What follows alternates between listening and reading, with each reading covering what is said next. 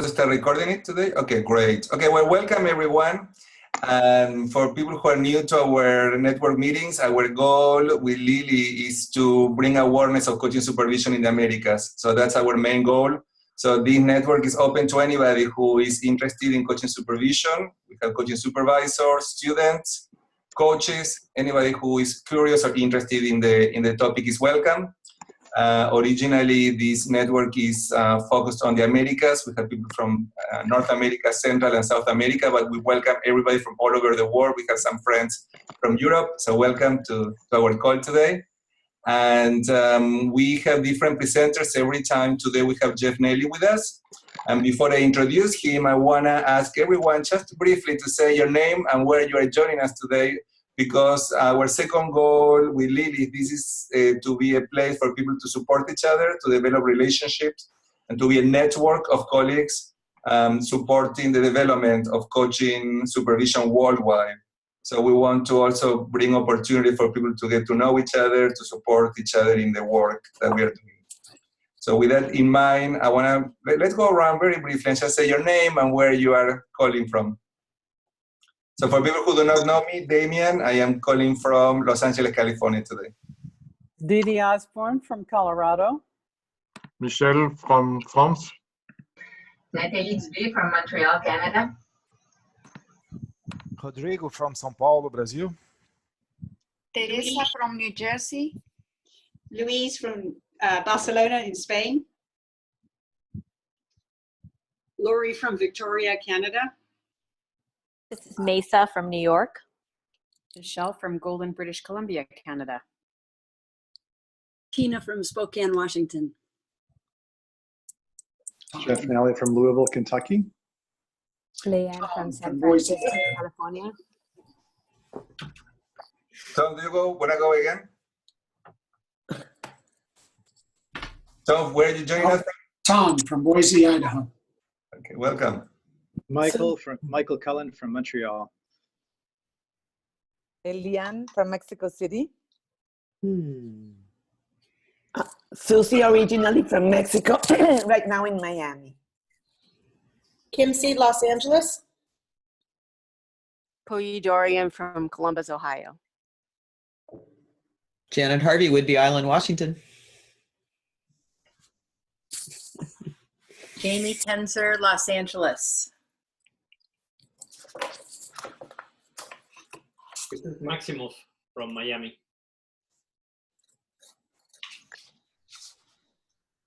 Dominique Barbès from Montreal, currently in southern France.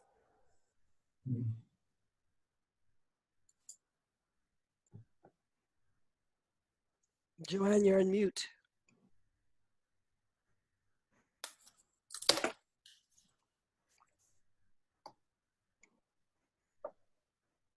Anybody else who have not introduced? Oh, sorry, I was on mute. Hi, this is Joanne Harris from Ottawa, Ontario, Canada, and I'm currently in Ottawa, Ontario, Canada, which is lovely.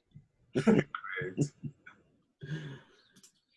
I saw Kelly Holmes somewhere. And I'm Lily from Victoria, BC. As you can tell, I'm getting over a cold, so I'll try to be quiet today, as quiet as I can. But I'm so excited to see people, new faces. Yeah. It's great seeing everybody. Welcome. And today we have Jeff Nally doing a presentation on coaching supervision with a brain in mind. And Jeff is an executive coach. He is a coach supervisor, professional speaker, and author who creates nonsense neuroscience solutions with leaders to be more human at work. Jeff is the president of the Nally's Group, and his practice focused on the science of leadership and human interaction. And we sent you his bio, so you want to know more details. I think Jeff is a great colleague. We had the opportunity to present on coaching supervision at the Pittsburgh conference a couple of months ago. And I want to invite everyone to look for opportunities to present on coaching supervision everywhere you are in the world to bring more awareness of coaching supervision. So with that, Jeff, it's great to have you with us today. Thank you, Damia and Lily. It's good to see everybody, and hello to so many familiar faces. It was great to be at the our network conference in Victoria just recently in April. I still think about it fondly, and thanks for all those who have stayed in contact. And I look forward to seeing all of you in Montreal next summer. So let's not forget to keep that on our calendars. The good news is everybody brought their brains today, and that's the most important thing. You don't have to have your voice. You don't have to have your legs underneath you because you've been traveling. You can be tired, but everybody brought their brains. So I will not be sharing information with you today that your brain probably doesn't already recognize.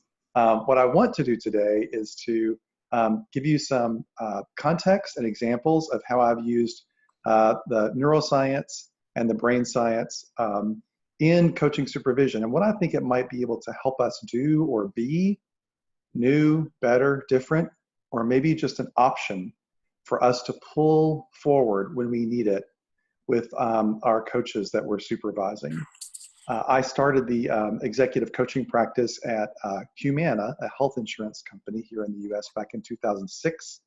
And one of the things I learned very quickly was that if you're going to lead an executive coaching practice in a company of 55,000 people, where most everyone is a physician, clinician, finance officer, risk adjuster, actuary, they don't go for this whole coaching business that is like in a black box and mysterious and, oh, just play along, you'll get it.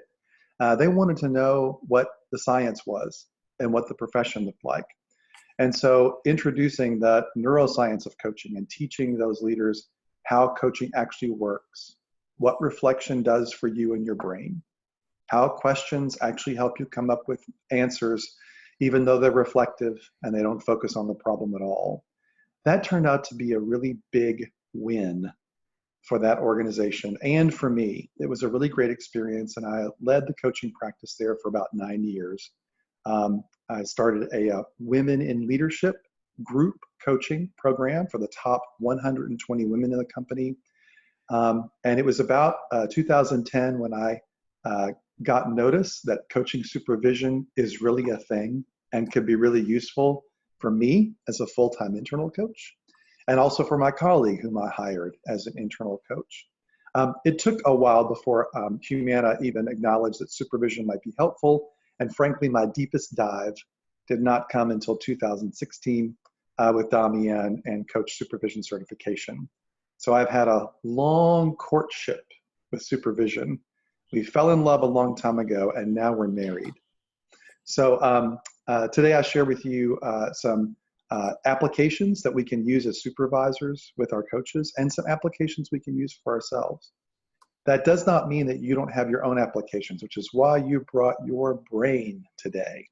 So while I'm going to share a few PowerPoint slides, and I'll switch back and forth between sharing the screen and sharing faces, I want you to jump in whenever you like and share something that might be useful or helpful, and what you know and what you've experienced and how you use your brain, your mind, your body, and your energy in your supervision, because we all have expertise in that. And I'm not the only voice that needs to be heard today. Okay, so I'm going to share my screen, and we will look for the right screen to share.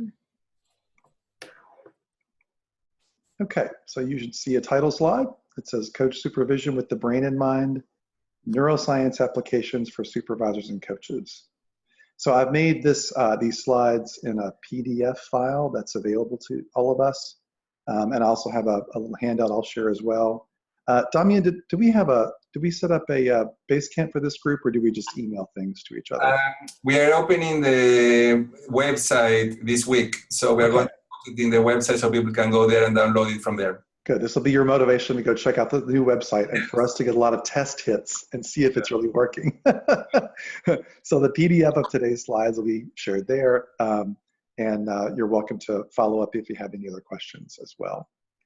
So we talked about a little bit about my context for the brain science of coaching and where that came from. I want to start with our brains on coaching supervision. I don't know if you've been in the US for a while, but back in the 70s or 80s, there was an anti-drug campaign and it showed a very hot pavement street, and someone cracked an egg on the hot paved street, and as the egg started to fry, it said, "This is your brain on drugs. You know, your brain is going to get fried if you decide to do drugs. Say no to drugs."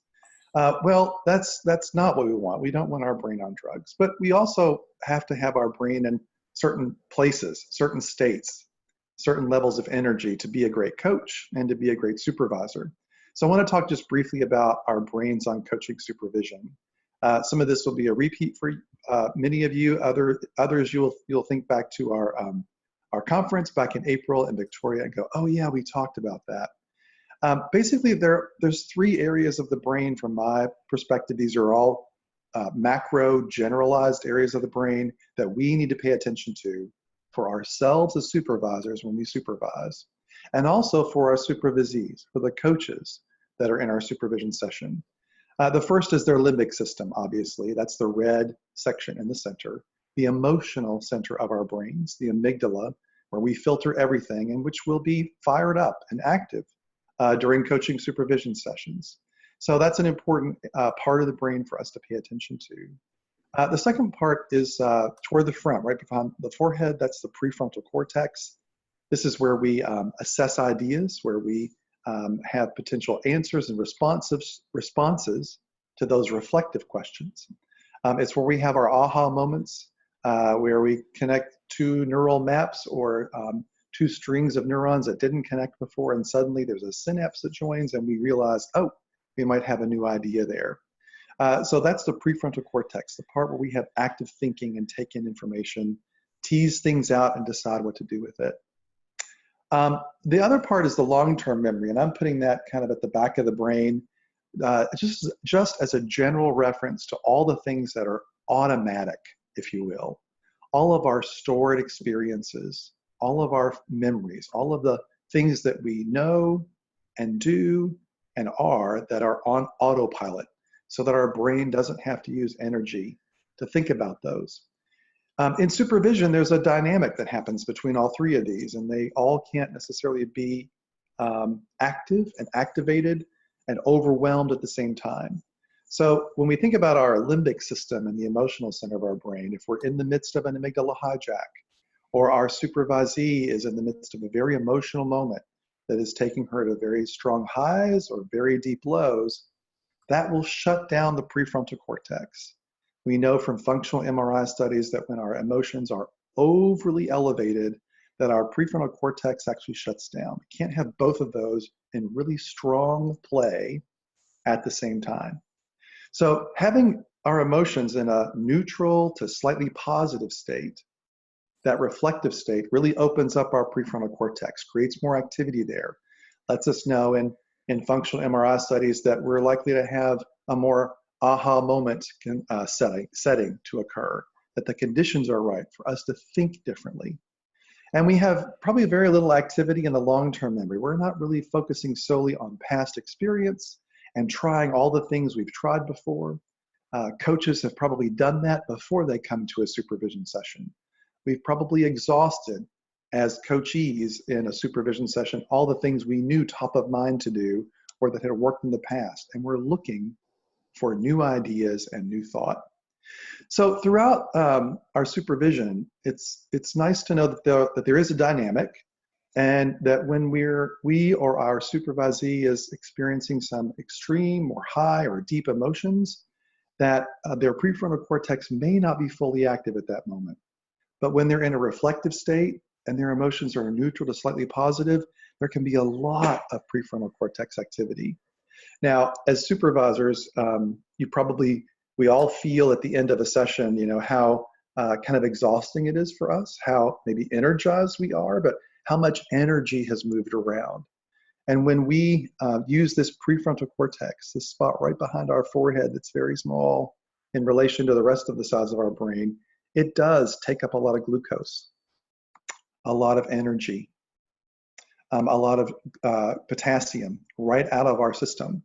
And so having ideas, being reflective, coming up with potential solutions and thinking more deeply is not a passive, unenergetic exercise. It is an energetic exercise for our brain that depletes ourselves pretty quickly.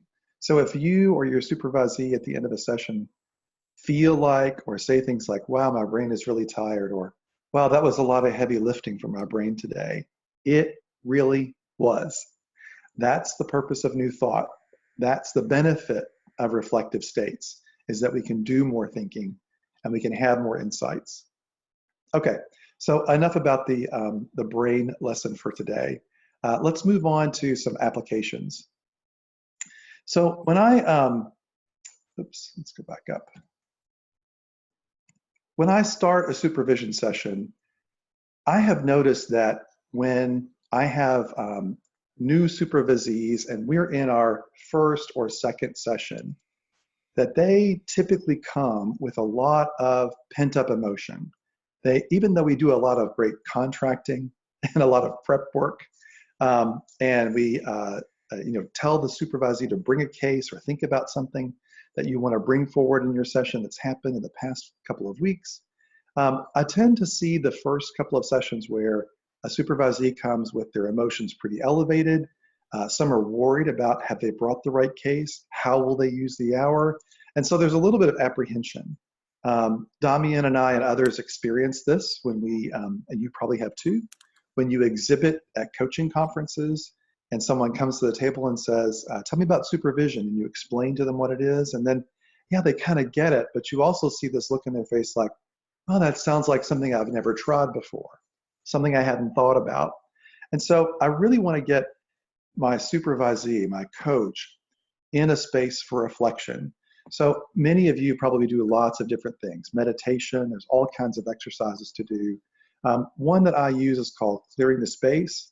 I'd use this a lot with coaches who are in maybe a more practical state, who are who typically coach executives, who coach in kind of a rational, left brain, high contrast world where things are kind of bottom line, and they may not have time to come to the session with their own reflection.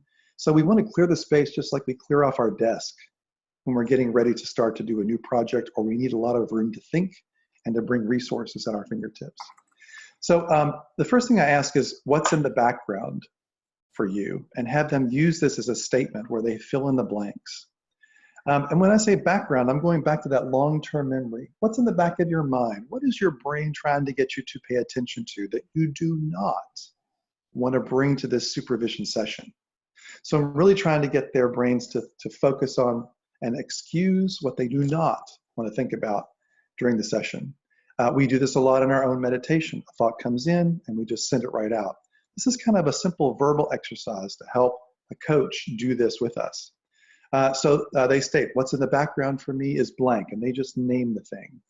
Don't tell a story about it. Don't go deep into a well around it. Just state the topic, issue, thing that's popping in their brain that they do not want to bring into the supervision session. This can be anything, personal, work-related, contextual, environmental, just something that their brain is trying to get them to pay attention to. And then next, I have them name the emotion around this. All of us know the power of naming our emotions, but as coaches, sometimes our coaches who come for supervision may forget all the things that they do with their clients are really, really good for them too, especially in a supervision session. And I have them name the emotion. Now, we know that naming emotions actually dampens down the amygdala, dampens the limbic system. When you accurately, specifically name an emotion, functional MRIs show that system going from red to yellow to green, and it gets in that neutral to slightly positive state. So even if they're having a very difficult day or they come from another meeting, when they start their supervision session, I want them to name the emotion. And I want them to name the emotion around that thing they just named that is playing in the back of their head that they do not want to bring into the supervision session. And then I say, okay, now state that you're going to set that aside for your supervision session. So this works really, really well. It's very quick, it's very simple, and I let the supervisee take as much time as she needs to clear as many things around her head that she needs to clear on. I did this with a coaching client this morning, early for an early executive coaching session. He cleared the space on 5 or 6 things, and then we were able to dive right into what was important to him. And I could tell his brain and his mind and his senses and his energy was really present. If I were to clear the space with you right now, and just to give you an example of what this might look like, here are some things popping in my head that I do not want to bring in to today's webinar. What's in the background for me is that our son is getting ready to start college in a couple of weeks. And the emotions around that are worry, happiness, pride, and concern. I'm going to set that aside for our webinar today. What's in the background for me is that I have a very short week coming up, and so everything must be done in a shorter amount of time. The emotion around that is anxiety, and I'm going to set that aside for our webinar today. What's in the background for me is I spent a lot of time outside this weekend, and apparently I have several mosquito bites that are very itchy and distracting despite my medication. The emotion around that is frustration and a little bit of concern. I'm going to set that aside for our webinar today. So that's one way I get supervisees to kind of get into the session and to get their emotions in a neutral to slightly positive state. I want to hear from around the call. What are a couple of things that you do that now that you think about it, you realize, wow, that really is brain-based. I really do help supervisees kind of get into a different space right at the top of our supervision call or meeting. And share, what do you do that seems useful? Jeff, how do you want people to share? Do you want people to write that down in the chat room, raise their hands? Or just raise your hand or take yourself off mute and speak up. That would be great.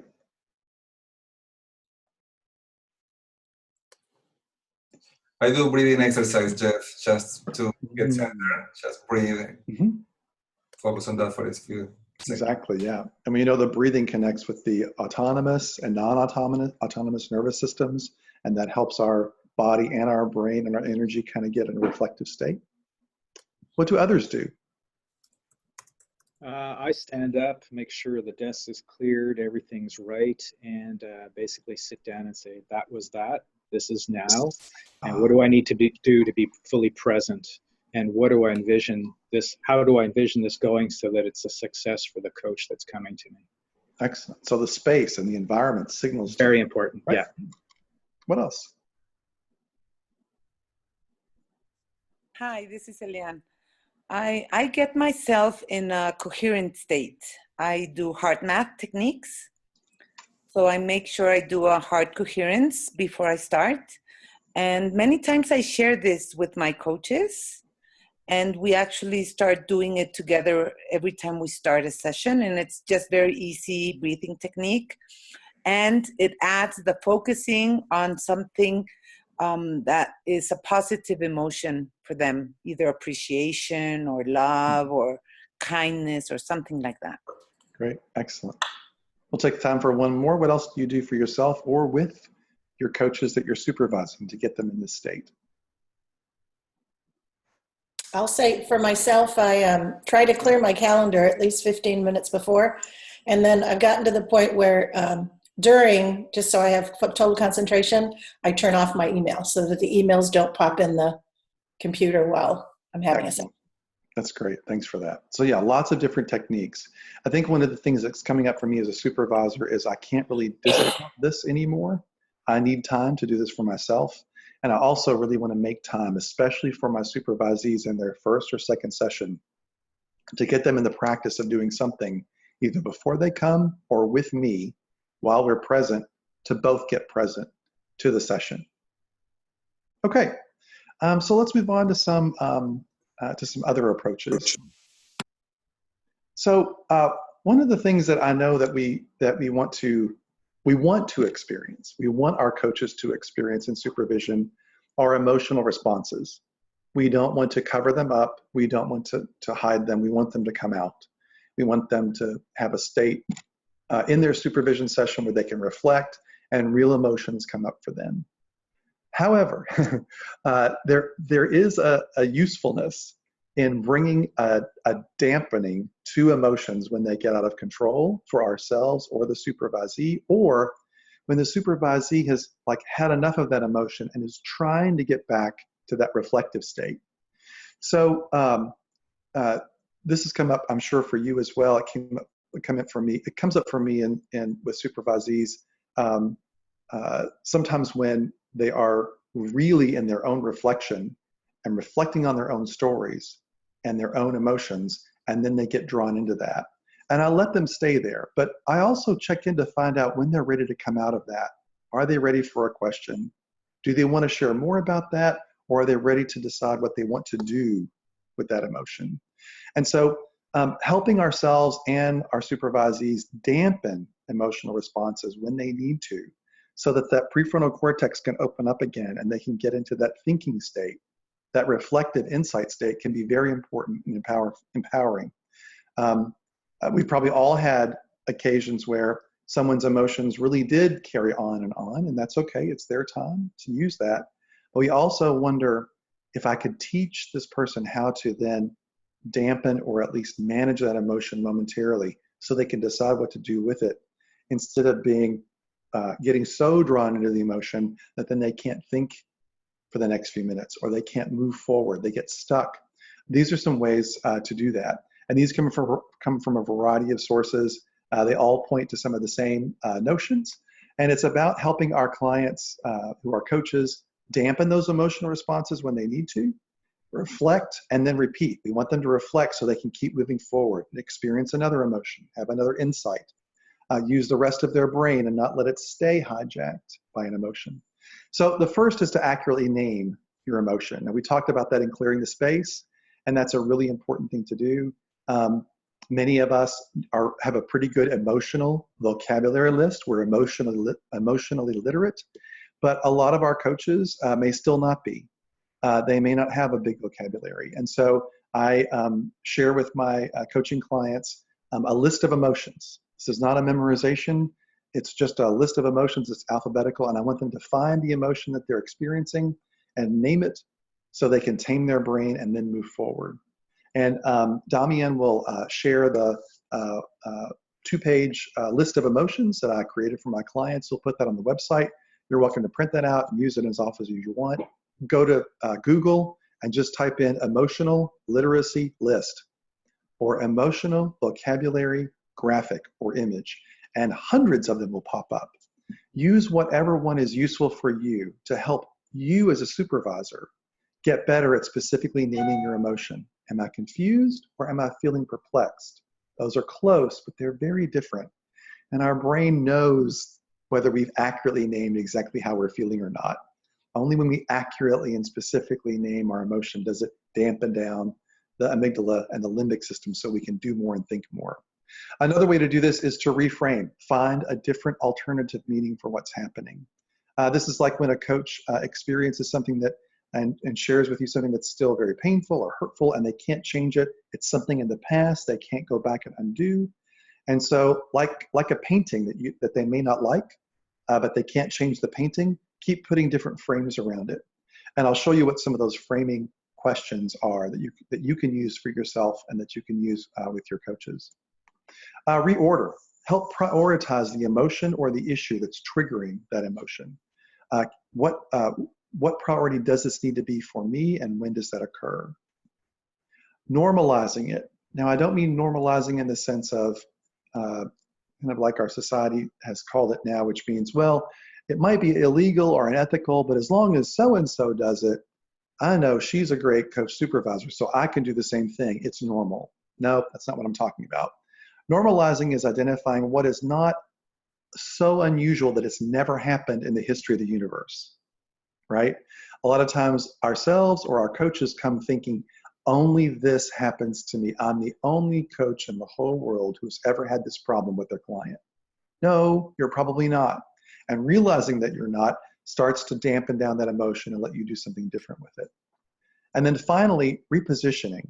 Looking at things from different perspectives through different lenses helps us and our coaches dampen those emotional responses. So on this next slide, I've taken all these 5 categories, and I've listed some questions that I use as a supervisor with my coaches. Sometimes I use these with my coaching clients as well. That will, when you ask these questions, you're triggering the dampening response in the other person's brain. So let's kind of go backwards. Let's start with repositioning. using other perspectives. Well, as supervisors, we have great models like the 7I model and others. Our whole purpose is to offer and provide a space for perspective for the coach in their supervision session. So this whole notion of asking, what points of view can you look at this from? What does this look like from the employer's point of view? From your peer's point of view? What does it look like from your practice point of view? And whose view should I be looking at now? Which might be useful for me? Just the exercise of looking at things from different perspectives and considering which one is most useful will cause our brain to have the brakes put on the amygdala hijack in particular and get us back to a space where we can think more clearly. The next one is normalize it. So asking ourselves or the coach, so is it normal or expected for a client to behave this way? Is it normal or common for coaches to do this? Does this happen to other people? Tell me what is not unique or special about the situation you just shared. These questions help us take another way to dampen our emotions, but also help the coach to look at what may not be so seen as only happening to them. Either they become the victim unintentionally, or this situation is so special, I'm not even sure how we can discuss this in supervision. I promise you, it's not so special we can't approach it, and here's one way to do that. Reordering. When do you need to pay attention to this as a coach? Who needs to pay attention to this? You, the client, someone else? And what priority is this? What priority is this for you? What priority is this for the client that you're coaching? Reframing questions, the most useful one seems to be, even though I can't change this picture, or I don't like what happened to me as a coach and this client, it's in the past and I can't undo it. One great reframe is, what can I learn from this painting? What can I learn from this situation? When we're curious, our brains can't stay in a agitated, amygdala hijacked state. Our emotions have to go to neutral to slightly positive for us to consider other things we might be looking for and might be curious about. And then finally, naming emotions, as I said before, being specific, being succinct, not telling the emotional story, but actually just naming the emotion and setting that aside, just like I did in clearing the space as we began. So the handout that I have and the PowerPoint obviously has all these questions in it, and you'll receive those when it's posted to the website. Next is how we turn supervision feedback into action. So I'm just a couple of years into being a supervisor, and one of the things I love about my supervisor is being able to have her share her perspective. Not being just limited to coaching questions, but to actually sharing our own experiences.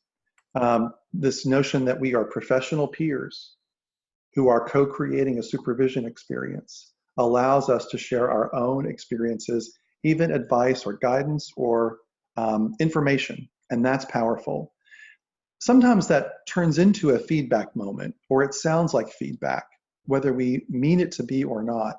And Phil Dixon and colleagues have done some research around what kind of feedback is really useful. That means how we deliver feedback and what format it comes in lands in the brain in a certain way. And it turns out he categorized feedback into 3 different spaces, 3 different areas, 3 different ways we typically give feedback.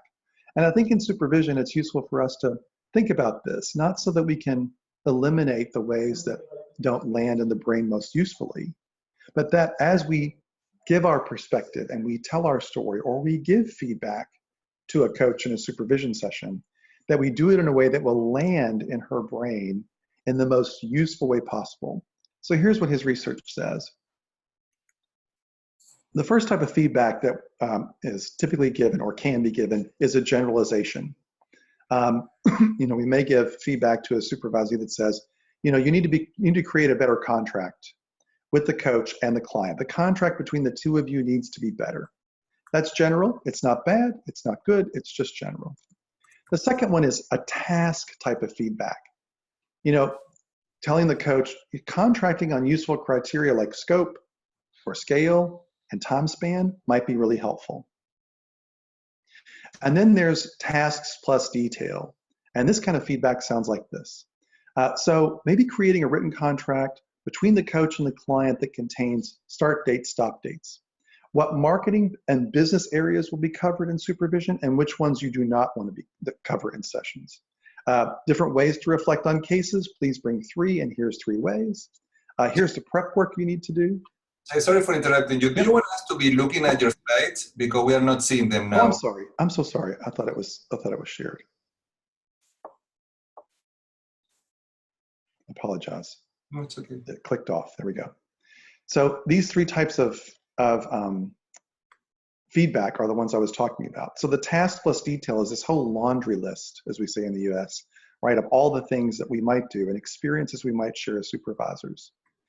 Well, it turns out that among all 3 of these, the type of feedback that gets the most impact because people hear it, understand it, it lands in their brains, and then they will turn around and take action on it. The type of feedback people will take action on is task feedback. This one in the center. It's specific enough, but not too detailed. It says things like maybe contracting around scope, scale, and time could be helpful.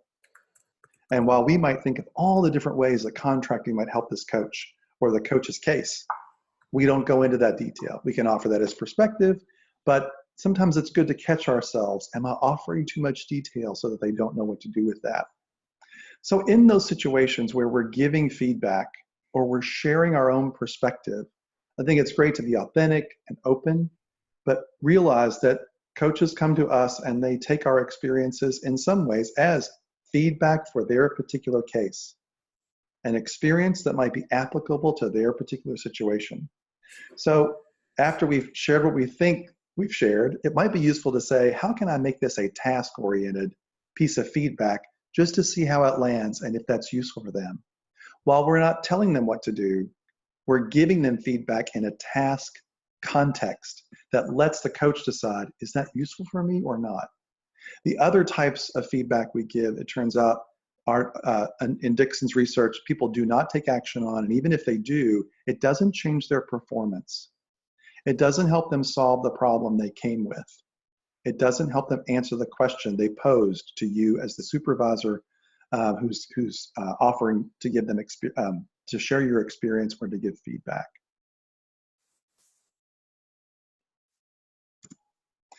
I also have recently been spending time along with Kim C. And a few others connecting with Paul Brown, who wrote The Neuropsychology of Coaching and has really shared and collected an awful lot of great information around what current neuroscience, social science, behavioral science, and science in general just says to us about how it impacts coaching as a profession. And as you know, if you've had Damian's course or others, it's got great insights for us as supervisors. So we have a course we're taking on the neuroscience for coaches, and neuroscience of coaching with him. It's a virtual webinar series. And a couple of weeks ago, he shared his thinking on what being mindful is versus mindfulness. Now, I know as supervisors, we love this topic because we can tease out what it means to be mindful, to have mindfulness, or just to focus on the mind. And we had some great discussion at our conference in April about this. What I would like to share is a model that he shared and some conversations I've had with him offline about how that model can be contextualized for those of us who are trying to use brain-based applications in our coaching supervision practice, or for other professionals who are trying to apply this type of model. So basically, Brown's model is built on Dan Siegel's model that says the brain produces what we experience as mind, between the physiology of the brain, between the energy that's actually produced, between all of our experiences that feed and build our brain over time. All of that works in connection with each other to operate as the mind. It's not just the physical brain and the amygdala or its prefrontal cortex, the parts that I spoke of earlier. He notes that he thinks this does this through a continuous dynamic integration of three things: information we bring in, energy we generate from our brain or get from the outside, and relationships between concepts, ideas, people, how we as a person and how our brain creates relationships. And so his notion is that all of these things occur together in a continuous integration that takes us to what we might call the mind or mindfulness. And I know in many circles or in some conversations, this whole notion of mindfulness is, we try to break it down into separate pieces and isolate them. And I think that's okay. One of the things I'm learning from Paul Brown and others is there's probably a lot more interconnectedness to all these parts of neuroscience, mindfulness, brain-body energy, you name it. And they're probably acting in a dynamic relationship to each other. We may not know exactly which one drives the other, and we may not have enough research or information to show how they interact. But between Siegel's approach and Brown's approach and others that I'm sure you're aware of, this notion that all of this interconnectedness and this dynamic integration of at least these three big buckets and these three angles, these sides of a triangle, are always at play. I can't imagine another situation outside of a coaching supervision session where we wouldn't have all of this at play to a tremendous degree. We ask our coaches to come to reflective space. We ask them to bring information about a case and who they are. We talk about relationships, not only between people and the obvious, but their relationship with themselves, their relationship to their own thinking. So I'm just really struck as of late by how powerful this can be as a framework for supervisors to be mindful of, and maybe even to share with our coaches so they don't feel like they're compartmentalizing. Oh, we're just talking about the case now. Oh, we're only talking about how I feel in my energy. Oh, we're just focused on my relationship to who I am as a coach. No, they probably all take place simultaneously, or at least in some kind of dynamic connection. So I've created this modified, simplified model just to keep top of mind for myself. It might be useful for you to keep myself thinking about what is the continuous integration and dynamic nature of information, energy, and relationships that might be coming into a supervision session. And regardless of where they come from, how can I use that to help the coach? How can I use it to help me as a supervisor? And is there one or some part of this that's getting in the way of the supervision? And how might I dampen an emotion on one side and raise the thinking on another? How might I dampen energy when necessary and raise relationships when useful? So those are some of my thoughts. This is my contact information. So I definitely want to open up the rest of our 10 or 15 minutes here to dialogue, conversation, observations, pushback, contrary information, complementary information about what might be useful here and what's coming up for you when you think about the brain science of being a supervisor and being in relationship with our coaches that we're supervising.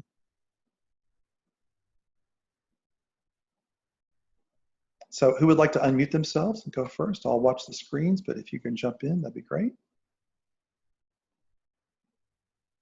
Yes. Yes, Michelle.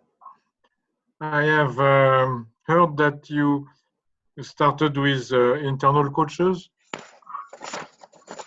Can you see any difference between internal coaches and external coaches as a supervisor? I did not get a chance to be a supervisor formally to the internal coach. Yes, there were some moments of supervision, but I wasn't skilled enough then to do that. My perspective is that and what I was really hungry for at the time when I was at Humana that they would not allow and pay for or permit was that external supervisor. I knew that me and my internal coach, we needed an external supervision session separately with a supervisor. As peer coaches, There's a lot we can share around context and culture. There's a lot we knew about the organization internally, but we were limiting ourselves, I think, in terms of being really great coaches by not having supervision from the outside. Thank you. Other questions, observations, contributions? Hi, Jeff. Lori here. I loved your presentation. Really a nice way to integrate many different brain science models. Mine's a request for information. The information from Dixon that you talked about, the feedback model, I'm fascinated by. Yes, I'll see if I can find that original journal article. If not, I'll give you the reference. His primary work started in 2010, and he started by analyzing feedback that came from people who did 360 or 180 feedback. And he got tens of thousands of responses and then started his analysis and then followed up with people to find out which piece of information and feedback was most useful. That research continues. It has a lot of different angles to it since 2010. But I found those three basic elements of like focusing on task instead of just giving someone a generalized piece of feedback if they ask for it, or too much detail. I'm a person, as you can tell in my talk, who loves to share information, whether you need it or not. And in supervision, I have to pull myself back and sometimes just asking, what's the right task, statement, observation, or piece of feedback to throw into the conversation? What would be useful right now? Really helpful. Thanks, Jeff. Great presentation. Thanks. Hey, Jeff. Hey, Tom. I would add, in addition to the brain, if we think about our whole body and the somatic element, we hold a lot of information or emotion trapped inside our bodies. And that becomes a powerful way to help people shift as well. I think that, Exactly. Yeah. What was the number I read recently? Maybe 100,000 neurons around your intestines, actual neurons. So when we say we have a gut feel, it's true. Now that's a small, tiny percentage, right, of the billions and billions of neurons we might have in our brain, but there are neurons around our stomach and our gut is actually telling us and sending us information and having insights in our guts. And that makes a difference. Yeah. So you and I had a great conversation on the patio in April about somatic experiences and what we didn't get to cover in the session. And yes, Paul Brown and others are acknowledging the polyvagal systems and how what comes out of our spine and our central nervous system probably has more neural connections, more information, energy, and relationship attached to it than just separate organs, if you will. And so there seems to be more and more of that conversation coming up. Yes, as coaches, we've always known at work. If you've worked with somatic coach experts or training, you know more about it than I do. But now we have even people from other disciplines saying, there's probably more to this than we thought, and it's not just a gut feel. There's neurons down there. absolutely. Thank you. And thank you for bringing this together. My pleasure. Good to see you again. Good to see you. Oh, Jeff, I am really enjoying this so much, and I'm intrigued by your use of the seven-eyed model, and I'm wondering if you could make a few brief comments about giving a perspective and how we as coaches or supervisors, by staying an eye for too long, might be exciting the amygdala rather than dampening it, and how we can switch to other perspectives to kind of not normalize, but dampen it a bit, right? So I'll give you an example. I had a supervisee, and the case she brought forward triggered hurt from a previous employer she had. And so she brought that up and she unpacked it a little bit. And after a few moments, I realized the same thing was happening to me. I was bringing up emotions from a previous employer that I had not resolved. So from this whole perspective thing, and to kind of dampen both of us, first of all, we acknowledged it, and I said so. And then I said, so name the emotion that you're feeling right now. And so she named the emotions that she felt from that employer situation. And then I named mine. So now we've got the braking system going on.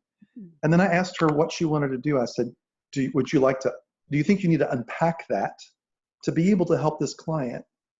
And she thought a moment, she said, no, I don't need to unpack that. What I need to do is to take those packages and just put them in my basement for a while so I can help my client. I know what's in those boxes. I'm going to put those packages in the basement. I'm going to unpack those with another resource I have later. I don't want to do that in supervision. I don't think you're the resource to do that with me. And then we were able to move on to what was useful in the supervision session for her. We could have both spiraled into strong emotions and great stories about how previous employers really did us wrong. But that wasn't the point. It was like, well, what do you want to do with this? What do we need to do with this? And can you step away from it? Yes, as and well. I was able to. This was one that we actually videotaped, and so I watched the recording of myself, and I watched myself detach, and I thought, how about that? How about that? Yes. Do you consider that a parallel process? In the sense that our mirror neurons were firing off on the same emotions, yes. And the fact that we had both been in this previously, we both been in the same profession, we had that same story going on, and so being able to identify that and then halt it, I think yes. The part that I was keen about was how useful is this for me or her or both of us, and to test that as we move on or not. Does she want to stay with us for a while? Thank you. Certainly. Hey, Maria. Hi. You were talking about the gut feeling or the gut brain, and could you please describe or tell us a little bit more from the neuroscience perspective about intuition? Because sometimes that's abstract, but it kind of I think it feels it a very good resource, and sometimes difficult to describe. It is, and I don't have a very good explanation for it. I'll use Paul Brown's description of it, and he uses that triangle. He says, perhaps intuition is where information, energy, and relationships of whatever kind come together, or they're working together in a way that then we know, we're conscious of, or we have an intuitive idea, or suddenly we have a feeling or a sense of how things go, need to be, or what the answer is. And I think that's a useful approach in the sense that we may not be able to pinpoint where it comes from or the cause and effect, but one could certainly think about all of your experiences and all the information you have stored and all of the energy you have now or don't have that might impact an intuitive moment or thought, and all the relationships between everything that's in our bodies and everything that's between people and our relationship to the environment that might trigger those. And so in that sense, I'm happy to call it, I'm happy to look at it as a potential framework as opposed to where does this come from? I would love to hear from others who know more about intuition though, about what you would have to say about this question. Thank you. To me, it's a great approach. It makes a lot of sense. Other thoughts on intuition or questions before we save 5 minutes or so at the end? We have some good posts in the chat, so if you'll take a look at those as well, those will be recorded. Some great contributions. So I will leave you with this. As I continue to experience the practice of supervision, like you, I'm trying to figure out what's useful and what's helpful. It may not be a direct application that I will place into the supervision session, but it is a tool, a resource, or a perspective I want to have with me.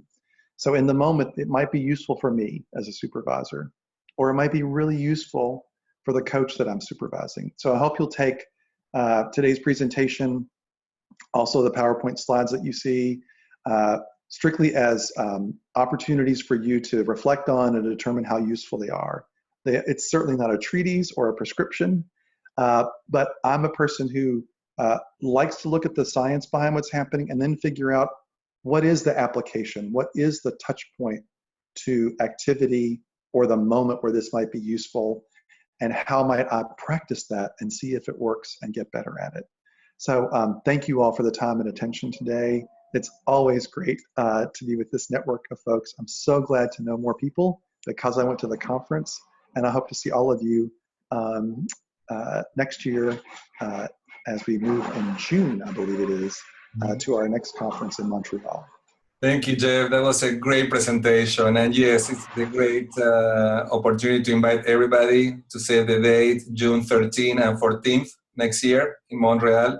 Natalie is with us here. We already confirmed the hotel. And we also have the speakers. What is really, really great that Tatiana Baskirova confirmed to be one of the speakers. Fiona Adamson, Eva Huge-Ponte from Brazil is going to be a demo, and she's also going to be presenting next month. So we want to invite everybody to save the date in September, on September 17th. Lily, I will be away that day and presenting at the ICF Italy conference. And Eva is going to be presenting on contracting and challenging relating supervision contracting. And so save the date, Monday, September 17th, 8 a.m. Pacific Standard Time. Then in October, we will have Karen Prentice and Eliane Patterson, who are also going to be presenting at the conference in Montreal. They're going to be doing a session for us in October. Now, we are going to be setting up the save the date with all of the information in our website in the next week. The site is ready, but I wanted to give everybody the link, but I went to see it and there are a lot of mistakes still there. So I don't want you to see the website with a lot of mistakes, but it's going to be, I hope, by the end of the week, we will be sending you an email with a link. So I would love to have you being involved, engaged by sharing articles, recordings, if you have videos that you want to share, anything that can bring more awareness. Our goal with this network and with this website is to bring awareness of coaching supervision. So any information that can bring more light on the topic, please share that with us. We're going to have a session on resources. We're going to have announcements of next activities. We have a conference coming up. We have a few more things. I don't know, Lily, any announcement you need to make before we finish today, other than the conference? With Lily, we're starting a group coaching supervision certification. And this is for coaches, supervisors who are already certified. So if anybody is interested in developing skills as a group coach supervisor, let us know and we can send you the information. Anything else, Lily? No, well, we have everyone set up till the end of December, speaker-wise. So if you have anyone else that you're interested in hearing about or from, let us know and we'll reach out and see if they'd like to present in the new year. I think Leanne Loish is on here. She's presenting in December, and Michelle Lucas will be in November. And thank you, Jeff. That was amazing. My pleasure. And I did forget to mention all those great experiences I had with my supervisor. That's Eva Hirsch-Pontes. So thank you, Eva. I didn't see her name. Just totally forgot. But yes, she's been marvelous. Yeah, she's going to be our presenter next month. And